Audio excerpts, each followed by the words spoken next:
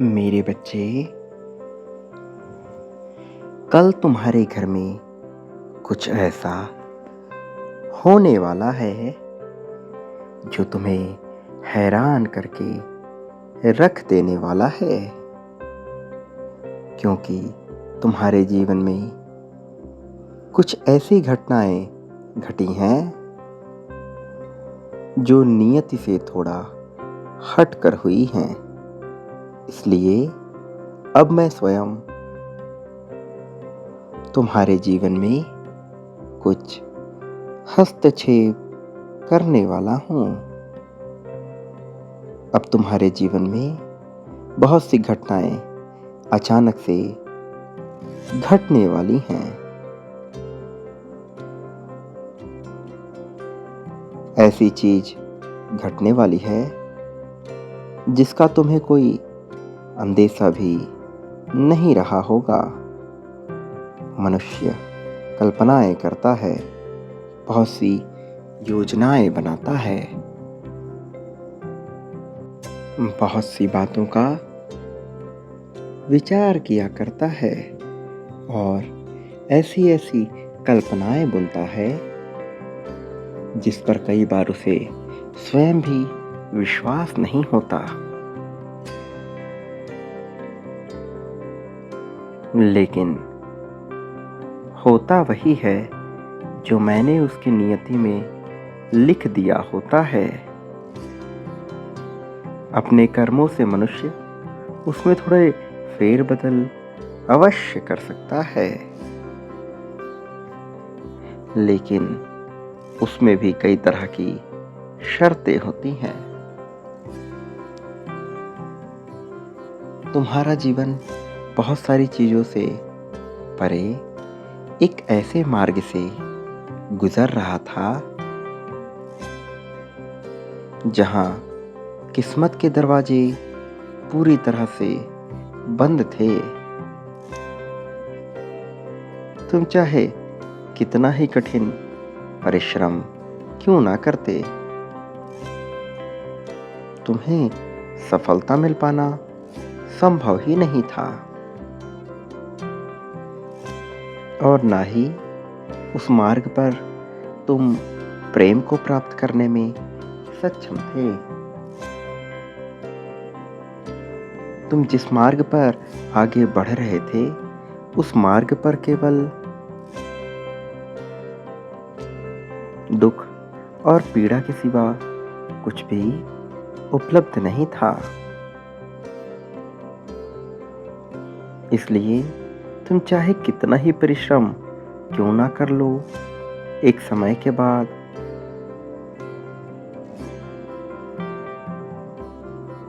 तुम्हें हताशा और निराशा घेर ही लेती, जिसके कारण तुम्हारा किसी भी कार्य को करने में मन ही नहीं लगता और अंततः ना चाहते हुए भी तुम्हें हार का मुख देखना पड़ता। उस मार्ग से हटाने के लिए मैंने तुम्हें बहुत सारे संदेश भेजे, बहुत सारे संकेत प्रत्यक्ष रूप से तुम्हें दर्शाए, लेकिन तुम उस मार्ग से हट ही नहीं रहे थे। यही कारण है कि मुझे तुम्हारे जीवन में स्वयं हस्तक्षेप करना पड़ रहा है।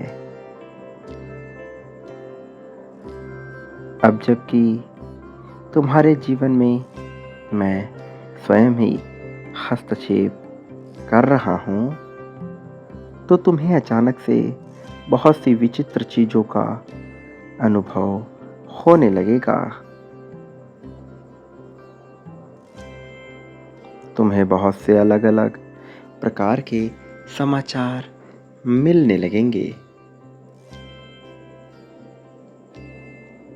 कुछ ऐसी चीजें भी होंगी कि तुम सोचने को मजबूर हो जाओगे।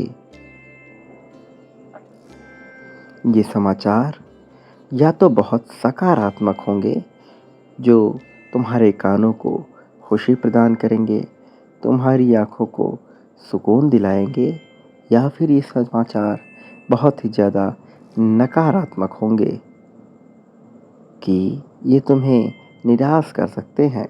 किंतु फिर भी तुम्हें निराश होने की ज़रूरत नहीं है, क्योंकि ये समाचार एक संकेत के रूप में होंगे। ये संकेत मेरे आगमन का है, मेरे तुम्हारे जीवन में हस्तक्षेप का है। मैं विभिन्न रूपों में इस सृष्टि में उपलब्ध हूँ। मैं अपने गढ़ों में से किसी एक को तुम्हारे जीवन में भेजूँगा। तुम्हारे जीवन में बदलाव करने के लिए उसका होना आवश्यक है। इसलिए अब वो तुम्हारे ही किसी चाहने वाले के रूप में तुम्हारे बीच में उपलब्ध होगा।